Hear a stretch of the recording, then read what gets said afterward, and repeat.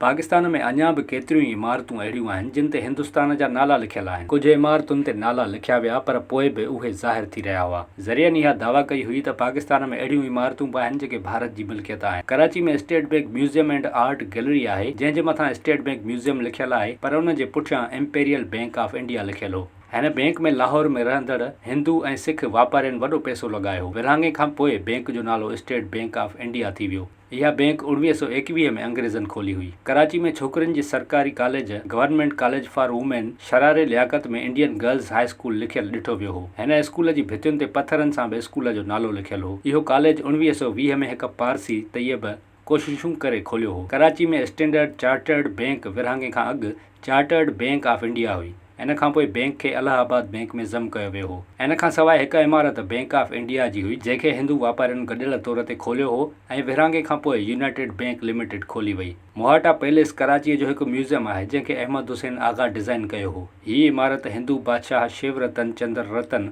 1927 में ठाराई हुई। कराची में विक्टोरिया म्यूज़ियम वेझो हिकु पुराणी इमारत आहे। हिन इमारत जे हिकु पथर ते इंडियन लाइफ इंश्योरेंस लिखियल ॾिठो वियो हो। लाहौर जी हिन इमारत में स्टेट बैंक ऑफ इंडिया हूंदी हुई ऐं भितियुनि ते इहो लिखियल ॾिठो वियो हो। हाणे हिते दुकान आहिनि। दयानंद सरस्वती 1886 में लाहौर में पहिरियों DEV स्कूल खोलियो हो जंहिंजो नालो विरहाङे खां पोइ इस्लामिया कॉलेज रखियो वियो।